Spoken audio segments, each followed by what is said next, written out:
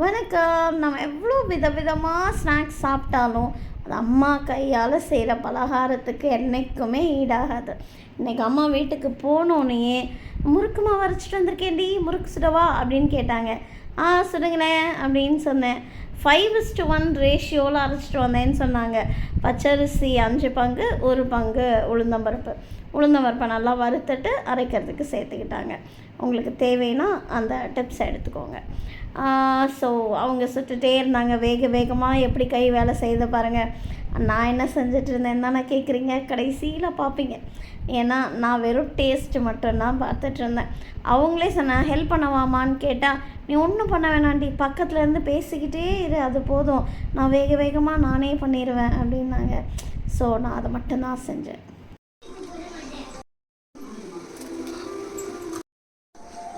C for chemistry.